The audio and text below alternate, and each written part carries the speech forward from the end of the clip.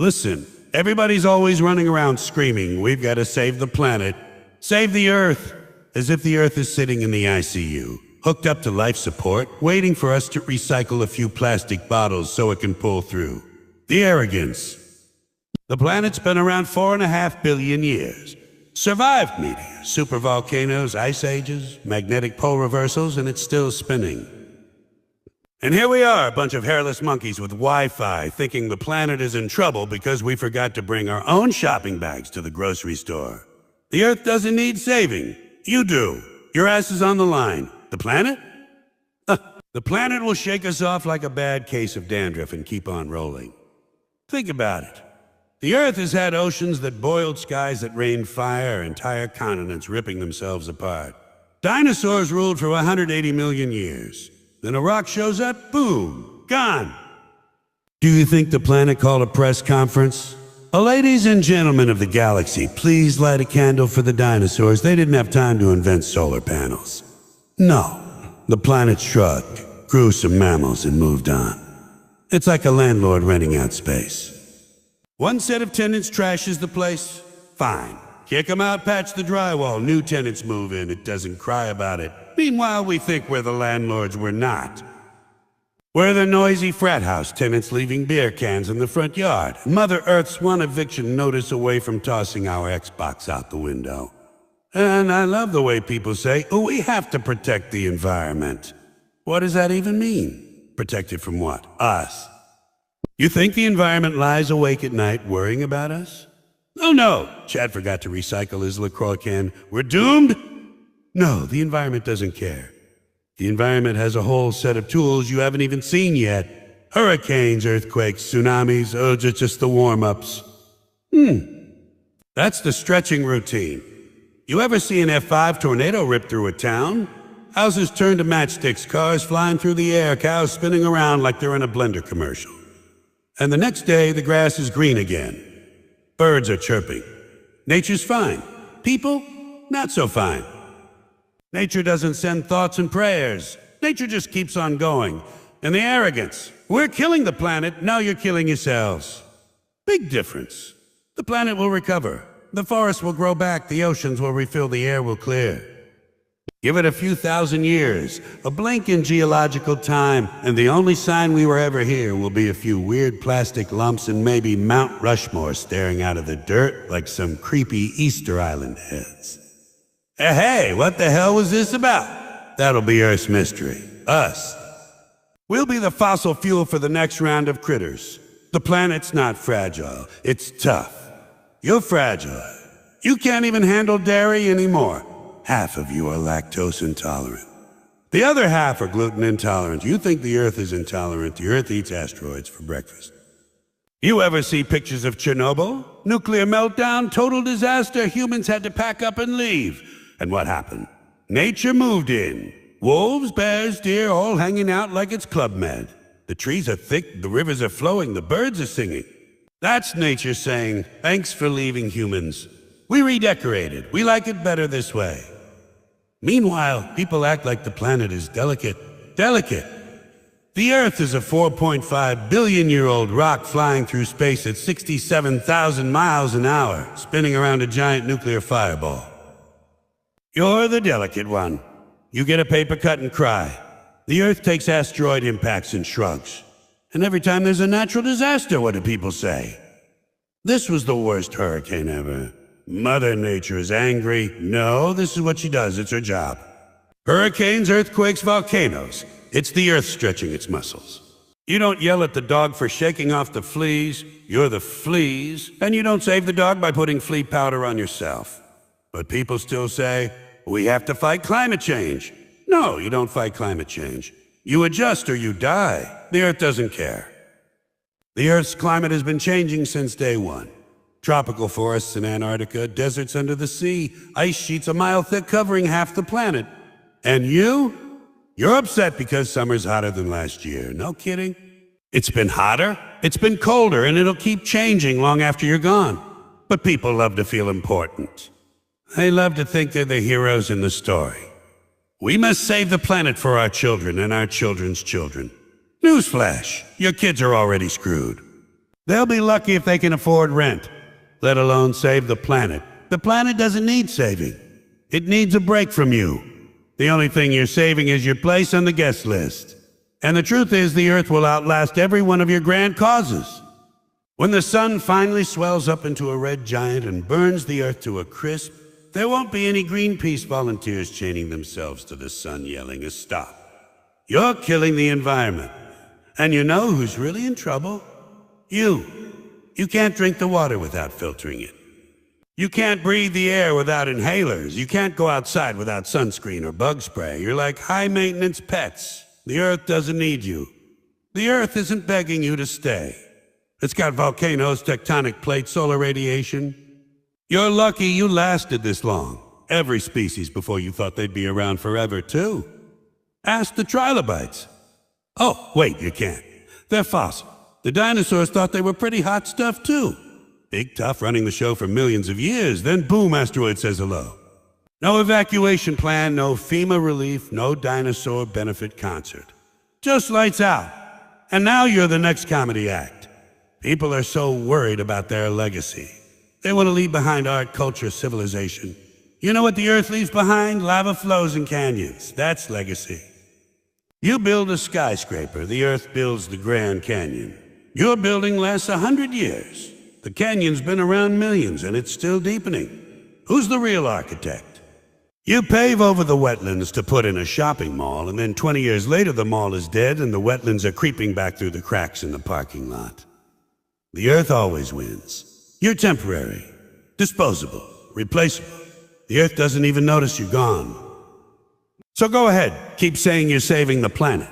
Print the t-shirts, hold the rallies, ban the plastic straws. It makes you feel good, like you're making a difference. But the planet doesn't need your help. You're the ones on the endangered species list. You're the problem, and you're the ones who are screwed. The planet is fine. The people are fucked. You know, people keep saying technology made us smarter? Smarter. Yeah, right. We've got all this technology, all these gadgets, and we're dumber than we've ever been. We walk around with these little glowing toys in our pockets, and people act like that makes them geniuses. No, it doesn't. It just means you've got a fancier way to prove how stupid you are. We've got the entire sum of human knowledge in our hands, and what do we use it for? Watching videos of cats falling off tables and arguing about who won American Idol.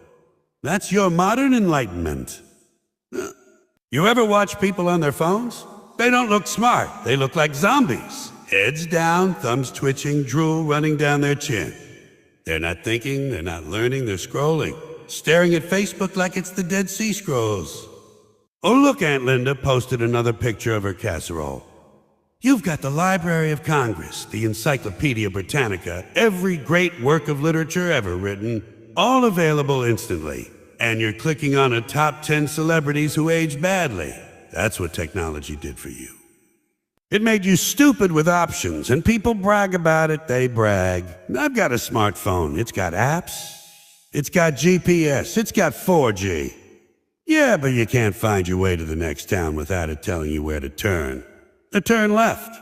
Recalculating. Make a U-turn. Remember when people used to read maps? Remember maps? Big paper things that folded out like an accordion and took up the whole front seat of the car. Your dad's swearing, your mom's flipping it upside down, and somehow you still got there. People used to figure things out. Now if the GPS dies, people panic like children lost at the mall. Oh my God, I don't know where I live. You don't know because you never paid attention. The machine did it for you. That's the trick. The smarter the technology gets, the dumber you get. Used to be you knew people's phone numbers. You had a whole list memorized. Your best friend, your mom, maybe even your girlfriend's number hidden under a fake name so your wife wouldn't find it. Now, lose your contacts. You're finished. You don't know a soul. People are standing there with a $700 phone, but they can't call their brother because they never learned the number. You're not smart. The phone is smart. You're just borrowing its brain for a while. And spelling. Oh boy, spelling. Autocorrect has ruined spelling. People can't spell their own names anymore. They start typing, the phone finishes it for them. Try spelling unnecessary without help. You can't. Half the time you're not even close. And when autocorrect kicks in, it still screws it up. You want a text? I'm coming home now, and it sends, I'm combing gnome cow. Now you've got to explain why you're assaulting livestock with a hairbrush. Technology didn't make you smarter. It just made your mistakes faster. And people think texting is an upgrade from talking. No, it's not. It's lazier. You don't have to form full sentences. You don't even use words. You use abbreviation. Hello, RBRB. OMG, that's not communication. That's Morse code for morons. You've got people who can't hold a 2-minute conversation, but they can type a lol 15 times in a row. And half the time, they're not even laughing. Nobody's laughing out loud. They're sitting there with a dead stare, typing a lol because they don't know what else to say. That's your brave new world. And don't get me started on emojis. Oh, people love their little smiley faces. Can't say I'm happy. Gotta send a yellow face with a grin. Can't say I love you. Gotta send a heart. Can't say I'm mad. Gotta send an angry cartoon. That's what you've come to. Back to hieroglyphics. You think you're advanced, but you're just Egyptians with better shoes, and then there's Facebook. The great connector of humanity. Yeah, right. It connected you to people you stopped talking to for a reason. Old classmates, ex-boyfriends, creepy cousins. Now they're all back in your life posting pictures of their dinner. That's progress. Look at my salad. Who cares? And Twitter. Oh, Twitter. 140 characters or less. That's perfect for this generation, people who can't handle a paragraph. You can't even read a menu without getting bored, but you're going to change the world in 140 characters. Give me a break. Technology didn't fix stupidity, it broadcast it. Used to be stupid people had to keep their dumb ideas to themselves. Now they've got YouTube channels. Anybody with a webcam thinks they're a star.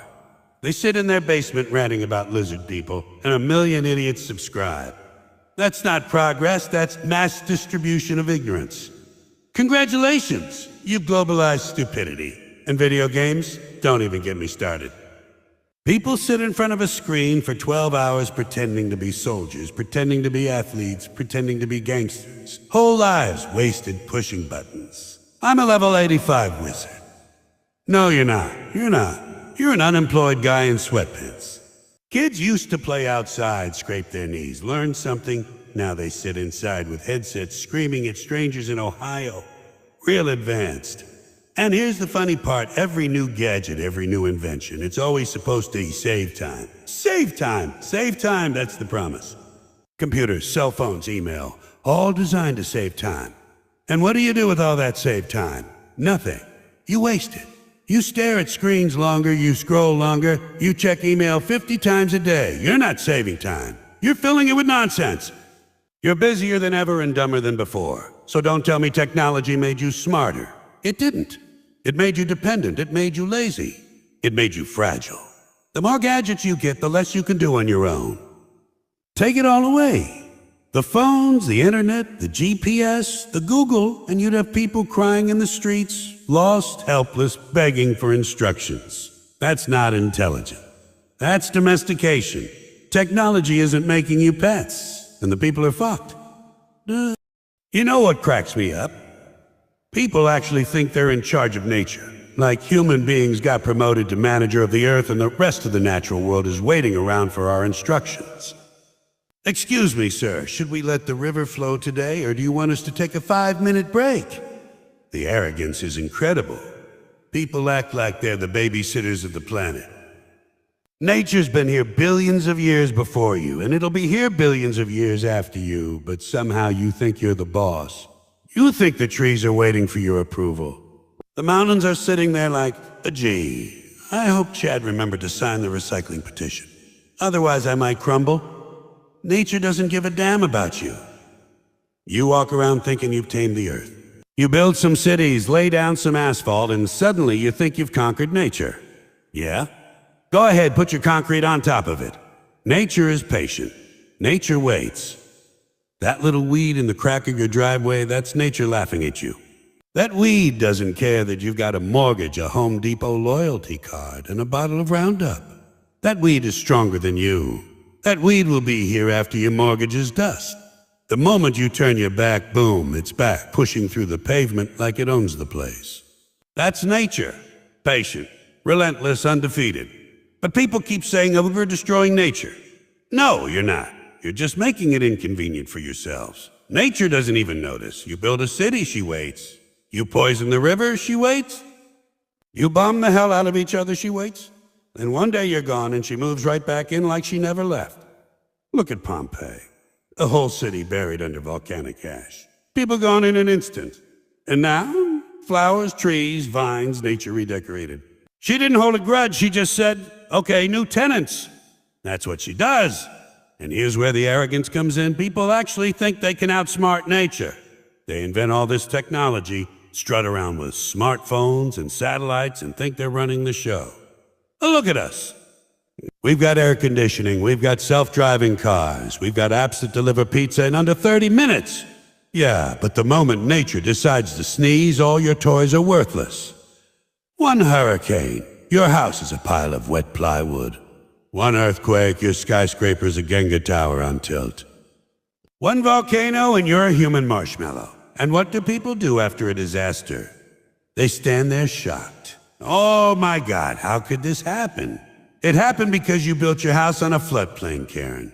You thought your homeowners association was stronger than Mother Nature. She doesn't read your bylaws. You think you've conquered nature because you have central heating? Wait until the power goes out. Suddenly you're back in the Stone Age, huddling under blankets, rubbing two sticks together, crying into a flashlight. You're not in charge, you never were. You're like a toddler with a plastic hammer, thinking you're building the Empire State Building. Nature lets you play along. Then one day she taps you on the shoulder and says, the game's over, kid. And the funny part? People mistake nature's patience for weakness. They see the calm, the quiet, and think, we've got this under control. No, you don't. You've just been lucky. Nature's not weak. Nature's the heavyweight champ who doesn't even need to train anymore. She knows she's going to win. She doesn't rush. She doesn't panic. She's got time. She's sitting there like, take your selfies, build your condos, put your little flags on the moon. Oh, wait, I've got a few million years to kill. That's patience. And it's not just disasters. Look at the little stuff. You cut down a forest, and before you know it, saplings are popping up through the cracks. You drain a swamp, and 10 years later, you've got frogs and mosquitoes moving back in like they own the deed. You pave a parking lot, and grass finds its way through. That's nature saying you thought this was permanent? Cute. Watch me. You can't beat patience like that. You've got a human lifespan of maybe 80 years if you're lucky. Nature plays on a scale of centuries, millennia, eons. You're not even in the same league. You're like a mosquito bragging about how it outsmarted a lion. The mosquito's lifespan is 24 hours. The lion doesn't even notice. But people, oh boy, they've got egos. They think they're smarter than the lion. They think they're smarter than the weather. They've got charts, graphs, meteorologists on TV. But we've got Doppler radar. We can predict the storm. Yeah, and half the time you're wrong. How many times have they said it's sunny skies all week? Then you're out in the rain like an idiot holding a paper bag. Nature doesn't care about your Doppler.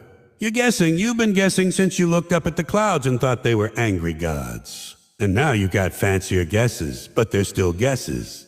Meanwhile, you keep inventing things to fight her. Pesticides, herbicides, fungicides. And every time you invent a new poison, she invents a new bug that's immune to it. You're in an arms race with the bacteria in your own toilet. That's right. The germs in your sink are winning.